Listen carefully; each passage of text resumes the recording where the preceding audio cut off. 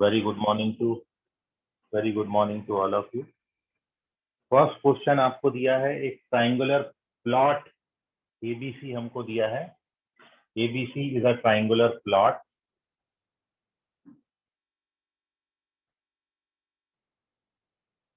विच sides AB का length हमको 7 metre, BC का लेंथ हमको 5 मीटर और CA का लेंथ हमको 6 मीटर दिया है.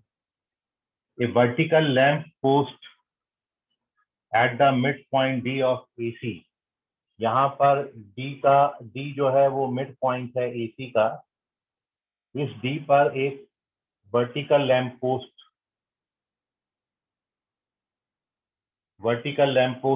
खड़ा किया गया है. तो आपको ये वर्टिकल लैंप पोस्ट का हाइट बताना है. You have to find the height of the lamp post in metre.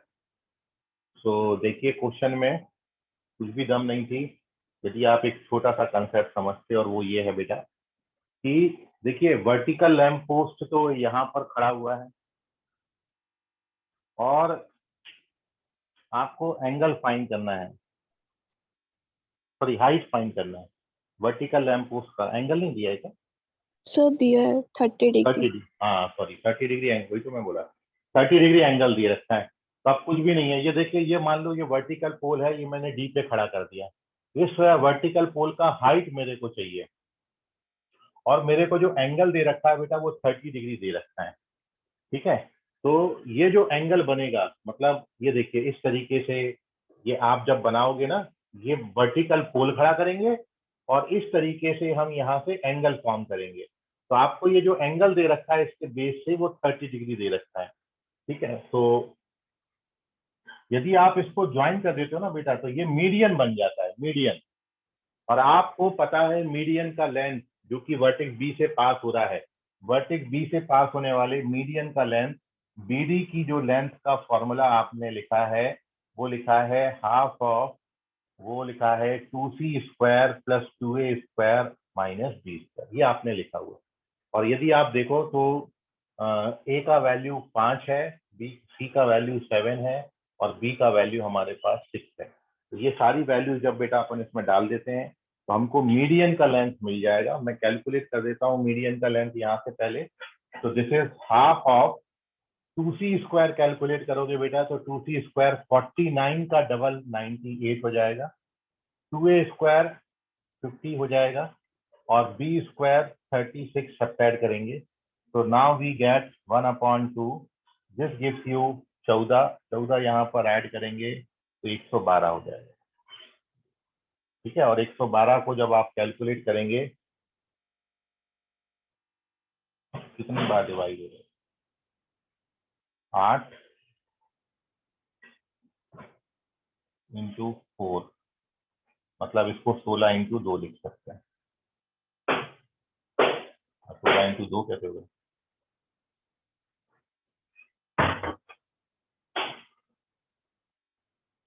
8 और 4 है ना. तो 2 यहाँ से आ गया और 2 यहाँ से आ गया. 4 का स्क्वायर × 2 लिख दीजिए. गड़बड़ लिख रही है. 4 बाहर आएगा तो कितना हो जाएगा बेटा? 2√2 हो जाएगा. नहीं, हाँ 2√2 सही निकाला. ये लेंथ कैलकुलेशन देख लेना इसका.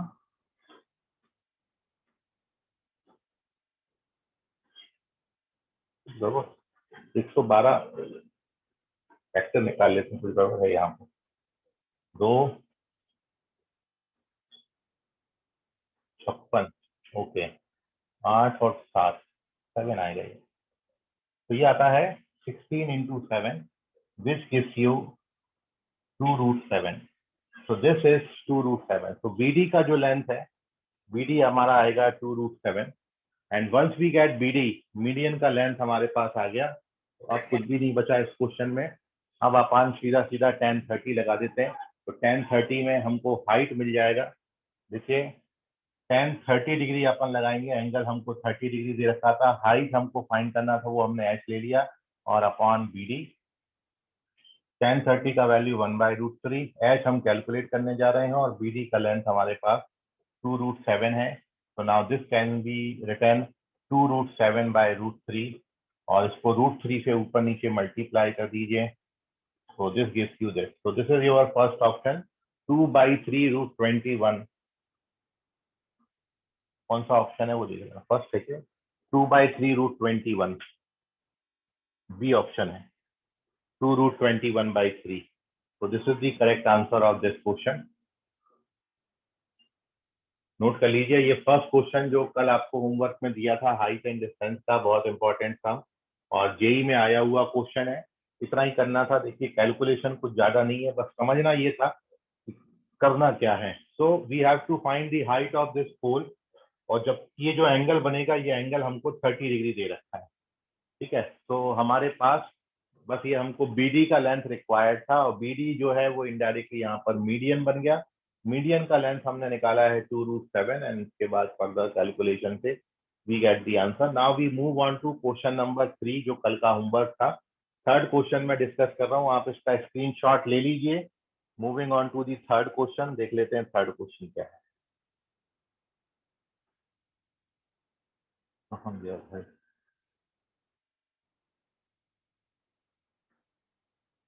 नोट करो बेटा, बता रहा हूँ।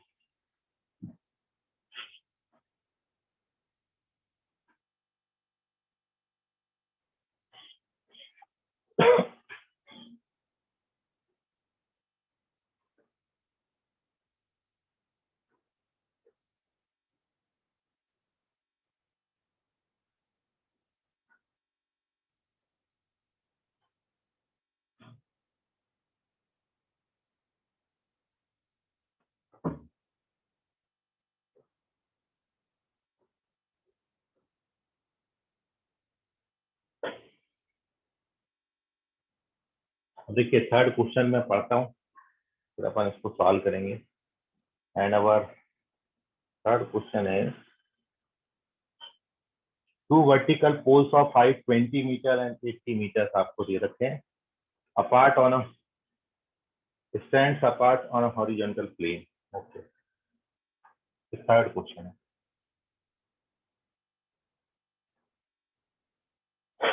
This is 20 metre, this is 80 metre, or the height of the point of intersection of line joining the top of each pole to the foot of the other. अब यदि आप इस फर्स्ट पोल के टॉप से second पोल के bottom को, और first pole के बॉटम से सेकंड पोल के टॉप को कनेक्ट करते हो, तो इनका ये जो पॉइंट ऑफ इंटरसेक्शन है P, इसका आपको ये हाइट बताना है ग्राउंड से, बस यही हॉरिजॉन्टल प्लेन से ये पॉइंट ऑफ इंटरसेक्शन का हाइट बताना है। ये क्वेश्चन आपको दिया और कुछ भी नहीं दिया question. You have to find this height, H find out करना है। तो देखिए जब कुछ भी हमको नहीं दे रखा है तो हम इसको थोड़ा सा कोऑर्डिनेट ज्योमेट्री में जाके कर लेते हैं। ये हम मान लेते हैं this is our x axis, ये हमारा ओरिजिन हम मान लेते हैं, और ये है वाई एक्सिस। सपोज ये हमने वाई एक्सिस माना, ये वाई एक्सिस। तो अब आप ये पॉइंट का कोऑर्डिनेट बना सकते हो बेटा, क्योंकि ये हाइट आपको 20 दे रखी है और एक्स कोऑर्डिनेट तो वाई एक्सिस पे 0 हो जाता है। इस पॉइंट का कोऑर्डिनेट कितना आएगा, 0,20। और अब आपने ये कोई डिस्टेंस कवर किया, मान लो ये डिस्टेंस को मैं x1 नाम ले लेता हूँ, तो ये पॉइंट का कोऑर्डिनेट बेटा कितना हो जाएगा, ये पॉइंट का कोऑर्डिनेट हो जाएगा सर x1, 0 हो जाएगा sir.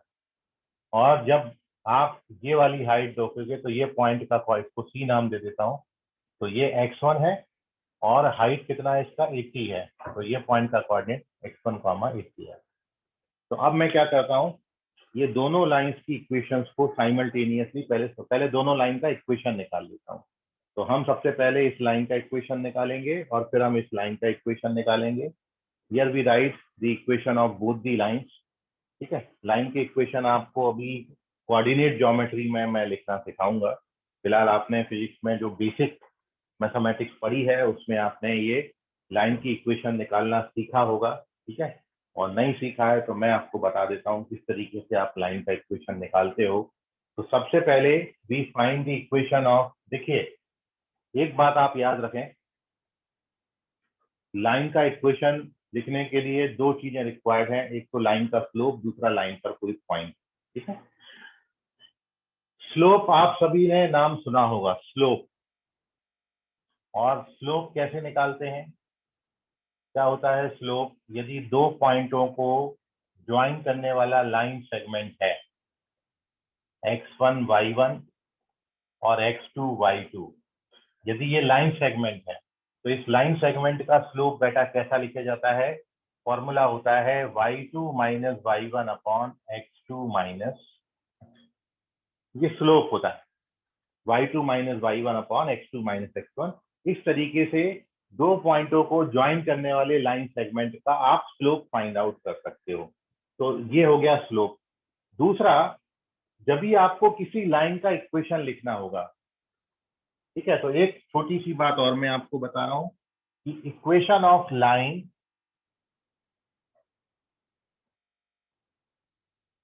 passes through x1 comma y1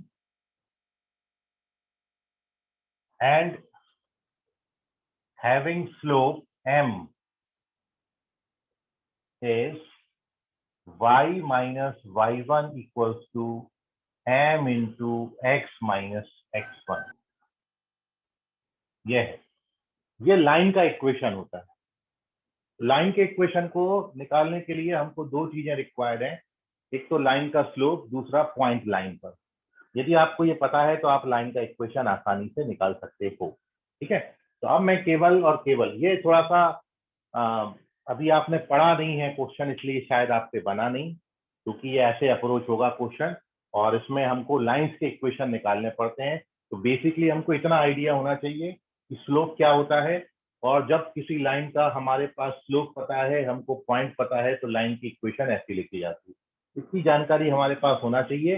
तो मैं अब सबसे पहले ये ओसी लाइन का इक्वेशन लिख देता हूं आपको, इक्वेशन ऑफ ओसी। भाई ये क्या है? ये 0 0 है। तो आप मेरे को ओसी का स्लोप बता सकते हो? स्लोप ऑफ ओसी कितना आएगा? 80 माइनस 0 अपॉन x1 माइनस 0, मतलब 80 अपॉन x1 आ जाएगा, 80 अपॉन x1 आ जाएगा, ये स्लोप आ जाएगा। तो लाइन की इक्वेशन देखिए, m हमारे पास आ गया 80 अपॉन x1 और x1 y1 का वैल्यू 0 0 है, क्योंकि ये लाइन 0 0 से पास हो रही है। तो इक्वेशन ऑफ ओसी आप क्या लिख सकते हैं? इक्वेशन ऑफ ओसी बेटा क्या हो जाएगा? ओसी का इक्वेशन ये हो जाएगा y minus 0 is equal to slope और x माइनस 0। मतलब आप इसको क्या लिख सकते हो? y बराबर 80 अपॉन x1 इंटू एक्स। ये हमारे पास एक लाइन की इक्वेशन आ गई। ऐसे ही अब मैं ये दूसरी लाइन की इक्वेशन निकाल रहा हूँ, इसका इक्वेशन निकाल रहा हूँ ए बी का।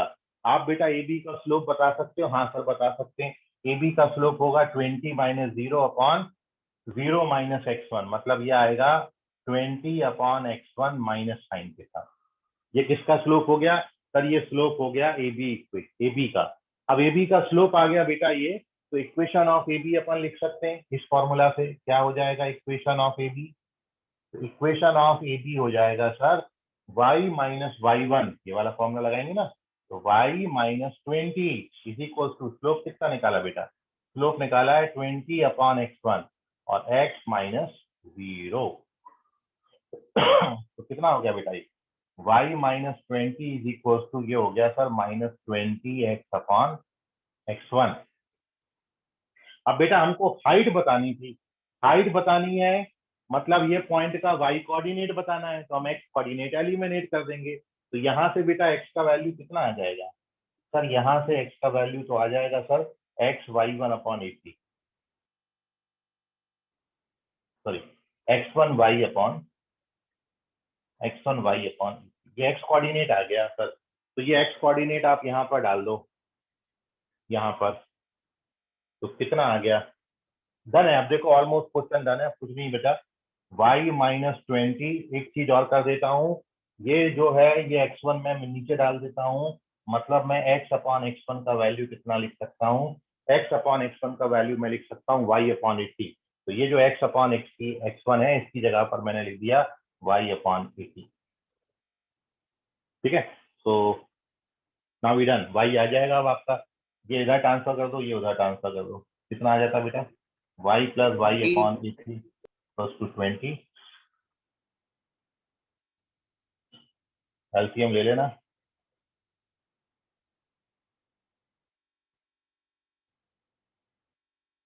कुछ गड़बड़ है क्या? सर 20 नहीं लिखा।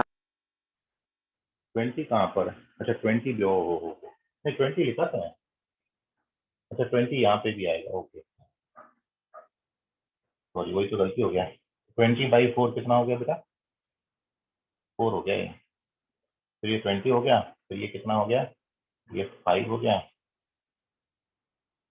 ये 80 हो गया, और ये कितना आ गया, 16 आ गया। ओके डन, तो दिस इज आंसर। ये जो y आया यही तो पूछा था आपसे, हाइट, ये 16 आ गया, इतना था बस क्वेश्चन। तो 16 is the correct answer of this question. आपने क्या किया है सर, आप बताओ तो आपने कर क्या दिया, हमको समझे में नहीं आ रहा। तो बेटा मैंने ये किया है कि आपको ये दो पिलर दे रखे थे या दो पोल दे रखे थे जिनकी हाइट मेरे को दे रखी थी, और मेरे को ये बताना था कि ये दोनों जहां इंटरसेक्ट करेंगे वो पॉइंट ऑफ इंटरसेक्शन का हाइट बताना था। तो वो पॉइंट ऑफ इंटरसेक्शन का हाइट मैंने एच मान लिया। अब एच पर कहीं भी नहीं आया, आप कैसे बोल रहे हो कि आपका एच आ गया? तो ठीक है, अपन एच नहीं लिखते बेटा, ये एच नहीं लिखते, अपन छोड़ देते हैं। हम मान लेते हैं ये पॉइंट का कोऑर्डिनेट बेटा क्या है, एक्स कॉमा वाई। तो एक्स बेटा ये डिस्टेंस होगा और वाई ये डिस्टेंस होगा, तो हमको वाई निकालना था इनडायरेक्टली। तो अब मैंने करा क्या है, मैंने करा बस सिंपल सा इतना ही है, आपको बस थोड़ा सा ये पता होना चाहिए था लाइन की इक्वेशन, भाई ये दो चीजें, ये दो चीजें, ठीक है। उसके कारण मैं बोला था थोड़ा सा आउट ऑफ सिलेबस हो गया ये अपने, क्योंकि अभी अपन को पढ़ने का ही है ना। ये दो चीजें हम मान के चल रहे हैं कि हमको पता है, तो हमने केवल कुछ नहीं किया, हमने एक लाइन ये बना ली और एक लाइन ये बना ली, और दोनों लाइन का जो पॉइंट ऑफ इंटरसेक्शन है, भाई दो लाइन सॉल्व करोगे तो पॉइंट मिलता है, तो वो पॉइंट ऑफ इंटरसेक्शन का वाई कोऑर्डिनेट बताना था। तो मैंने ये दो लाइन बनाई है, पहली लाइन मैंने ये बनाई है, दूसरी लाइन बेटा मैंने ये बनाई है, एबी का इक्वेशन कहाँ तक बना, ये this is the equation of AB. ये दो लाइन बनाई है और इन दोनों लाइन से एक्स एलिमिनेट कर दिया, तो हमको वाई मिल गया, और वही वाई हमारा आंसर हो गया। तो वाई आ गया 16, तो करेक्ट आंसर इज 16। ठीक है, तो थोड़ा सा अभी नहीं बनने वाला क्वेश्चन ये था इस कारण, क्योंकि यहाँ पर क्या हो गया था, यहाँ पर हो ये गया था बेटा कि कोऑर्डिनेट ज्योमेट्री यूज होगी यहाँ पर। ठीक है, तो आई होप समझा होगा। तो ये पूछा था मेरे को दो तीन बच्चों ने, उनको समझ, यश शायरी ने शायद पूछा, और अंशिका अंशिका समझ गया बेटा ये? Yes, sir. चलिए, और किसी बच्चे, Anirudh Sen, sir how we eliminated X in equation. बेटा दो linear equation in 10th class में आपने सॉल्व करें, linear equation in two variables. तो क्या करते थे, यदि हमको एक्स एलिमिनेट करना है तो एक्स एलिमिनेट करने के लिए अपन क्या करते थे, एक्स का वैल्यू वाई के टर्म्स में लिख लेते थे। तो ये देखो, ये मैंने एक्स का वैल्यू वाई के टर्म्स में लिखा। तो अब मेरी इक्वेशन, ये फर्स्ट इक्वेशन थी, फर्स्ट इक्वेशन से एक्स वाई के टर्म्स में निकाल के ये जो सेकंड इक्वेशन आई है इसमें एक्स की जगह पर वाई वाला वो वैल्यू डाल दिया। तो मैंने ये जो एक्स अपॉन x1 है इसकी जगह पर वाई अपॉन 80 डाल दिया। तो जब मैं सिंप्लीफाई करूंगा तो डायरेक्ट मेरे को वाई मिल जाएगा। ठीक है अनिरुद्ध, समझ गया अभी? तो this is the question, these are the question. Okay, Anirudh बोल रहे हैं समझ गया उनको। तो ये होमवर्क के दो तीन क्वेश्चन थे, आप बोल रहे हैं आपको समझ गया, बहुत बहुत बधाई हो आप सभी को। और कल जो टेस्ट है, कल टेस्ट में आपको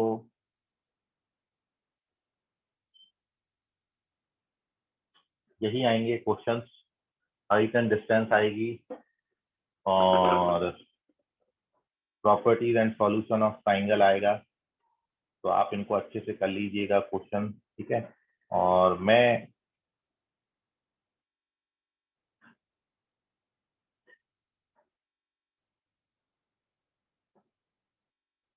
आज आपको असाइनमेंट के तौर पे दो तीन क्वेश्चन अभी होमवर्क में डाल दूंगा, ठीक है। तो आप उनको भी प्रैक्टिस कर लीजिएगा कल के टेस्ट पॉइंट ऑफ व्यू से। और उनमें कुछ डाउट आता है, वैसे तो डाउट आएगा नहीं, आपने इतने क्वेश्चंस कर लिए हैं। और अगली क्लास से अपन नया यूनिट शुरू करेंगे। बहुत समय से अपन ने ट्रिग्नोमेट्री पढ़ लिया, बहुत हो गया टाइम ट्रिग्नोमेट्री पढ़ते पढ़ते। ठीक है, तो अब सर अपन फिर कुछ, ऑफलाइन होती है? क्या बोले बेटा? सर ऑफलाइन क्लासेस कब से स्टार्ट हो रही है? ऑफलाइन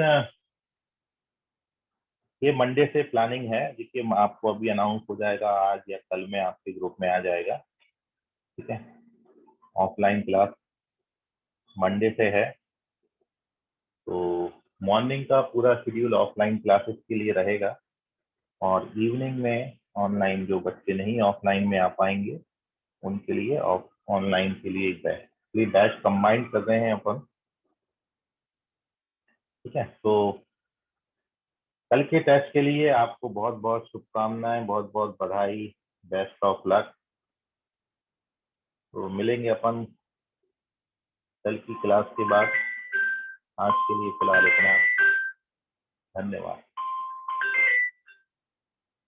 सर बोलो सर।